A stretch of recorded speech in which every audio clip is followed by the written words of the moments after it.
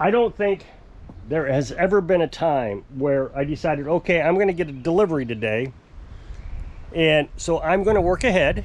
I'm going to start working before the delivery gets here, and by the time the delivery gets here, everything else will have been done. But every time I've tried that, they're late on the delivery. Every time. I will say that 90% of the time, they are on time. But for some reason, the day I decide, okay, I'm going to trust that they're going to be here on time, they're not. So this one, I'm waiting for a belt. UPS is always here by 10 to 12 o'clock. Always. Never has failed. Today, it's 1:30, and they're still 30 miles away. They won't be here until midnight. So here I am with a mower tore apart, and I'm still waiting on a belt. I just find that frustrating. Here I'm waiting to make a video, because I'm trying to, well, you know, I make videos on this, and it's hard to make a video with only one camera or multiple channels, because the videos get separated, and you end up mixing it up when you're editing, and you end up deleting stuff. So today I've been trying to be very careful, because I got 3 videos going on.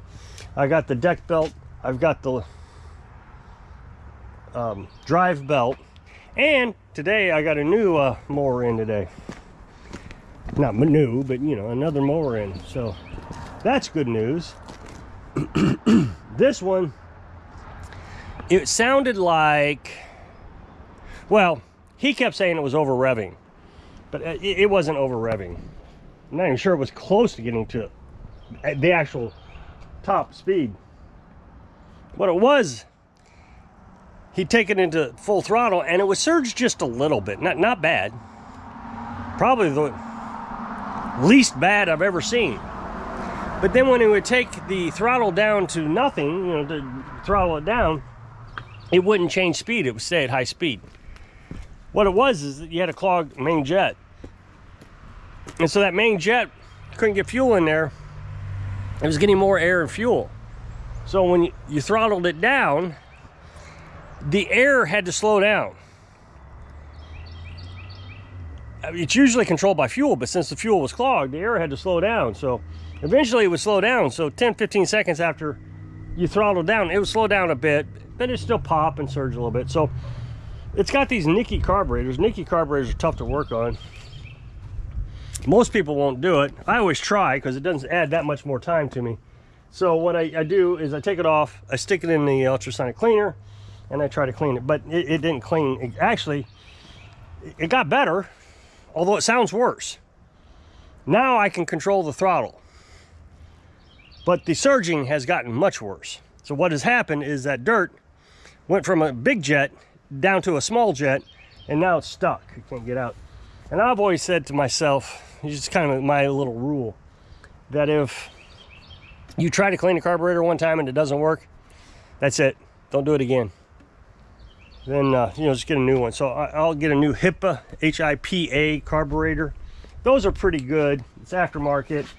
They're really good. HIPA's contacted me a couple times asking me if I want to sell their products. I never do it. I don't know. I don't feel good about being an advertiser. Maybe when I get a little bigger, I might try it, but for now, I don't think I'll do it. So that's a little bit extra money. You know, I don't know. I guess they're going to just kind of slowly dribble in. And I've adjusted my prices this year, so we should do okay, even though we're not working as hard. I don't know. I talked to you about this last year. I fired a lot of bad customers last year. And, you know, those bad customers were keeping me really busy, but I wasn't making any money. I mean, there was this one guy.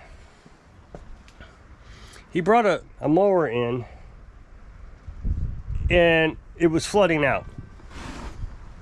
Which, you know, that's no big deal. So I drained the gas, took the bowl off, and what it is the float gets stuck. The reason it gets stuck I got parts here I don't want to lose. Let me move the parts. Is when you go up a hill, a steep hill, the float gets jammed into the open position. So now you've got a fuel pump just pumping fuel straight through it. That float isn't stopping anything. So I unjammed it, put it all back together. It ran great. He saw that it ran great. Well, the next day he calls up and says it's doing it again. So I said, okay, we'll bring it back. I'll just go ahead and replace the carburetor. Well, now it's under warranty. So now I've just bought that carburetor on my dime. So what I charged him, because I wasn't charging a lot last year, is exactly how much the carburetor cost. So I bought the carburetor, so now I'm down to $0. I've worked for free. I gave it back to him. Runs great. It ran great for probably 3 or 4 months. He calls back, says, doing the same thing. Well, I know for a fact that that carburetor was fine. It's the same carburetor that I'm going to put on that one. They're great carburetors. So he's running it up on a hill, and I said, are you running it up on a hill? No, no. Well, I know better. I've ran the beast up on the hill, the ditch. And the reason I use the beast instead of my John Deere is because in case I messed it up, it's the beast. It's a $100 lawnmower. Although I like it a lot, I would rather destroy that one than the one I bought brand new. So I ran it up there, and sure enough, that float got stuck. I took it off is all I did. Turned it upside down, shook it, put it back on, ran fine. Had a customer that come in. And same thing, it was flooding out. I mean, that one was flooding out really bad. It was flowing up over the air breather. It was bad. And he was convinced that the carburetor was bad. And I said, I don't think it's bad. And I said, let me hit it with a screwdriver. And I just tapped the bowl with a screwdriver. That was it. He started up, ran fine. I said, well, because that was on warranty too. I cleaned it once and then same thing. So I said, well, let me go ahead and buy a carburetor. We'll swap it out and I'll just take the loss on it. He said, okay.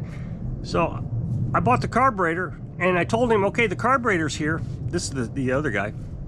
He never showed up to get the carburetor. He said, it's running fine. I don't want the carburetor. Which kind of aggravated because now I'm stuck with the carburetor. I mean, I could have returned it, but I kept it. Like I said, I fired a lot of customers. But the thing is I wasn't making any money. I mean, I have a carburetor down there that I'm sure I'll use it one of these days, but as of last year, I didn't make any money off of that job. I did all that work. And the first guy, I'm $0 with him. Actually, I'm kind of in the negative with him. I've done quite a bit of work for him, and he always brings it back saying, no, there's another problem with it. And you can't, this guy almost cried. I can't afford to do too much more. You're just nickeling and diming me to death. Nickeling and diming him to death. I mean, we are barely talking. I'll tell you, I charged him less than what a Subway meal for 2 would cost. That's how much I charged him. Nickel and diming this guy for less than a Subway meal. Granted, he may not go to Subway, but that just kind of gives you an idea. I wanted to get my feet wet that first year and some of the last year. See if I could get a clientele, and I mean, it was quite clear. They're not going to pay. So, I guess by raising the prices and firing people, I'm less busy, but I'm actually making more money. I know where I'm making more money. Last year, if I'd have done this job here, I would have made less than the Subway sandwich. But now I'm going to make more than the Subway sandwich, plus I still get the parts price out of it. So I don't know, it's just going to be a better year financially. So I don't know. I've been dealing with the banks all day, transferring money to savings and all kinds of stuff. I mean, there's a lot of stuff. Carolyn's getting ready to turn 65, so she's got that Medicare Part B and all that. So I wanted to make sure that was all, our accounts were all okay for that. I mean, we got a few months to worry about it, but I just wanted to make sure everything was set up. So I was calling banks today, And then I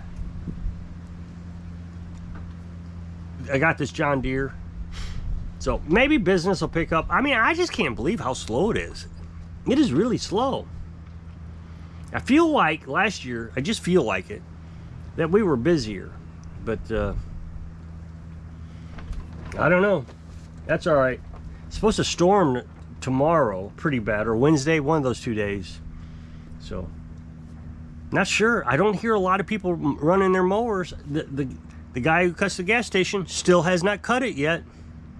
So I guess people just aren't interested in cutting grass yet. I don't know. I mean, down south, I'm hearing that everybody's swamped with business, but not me. I don't think there's anything else going on today. So I think I'm going to jump off of here. So if you'll click this up next box to take the video over to my other channel, I really appreciate it. Go check it out. So hope this video helps you. I don't know, clear your schedule so you can live your dreams. Thanks for watching.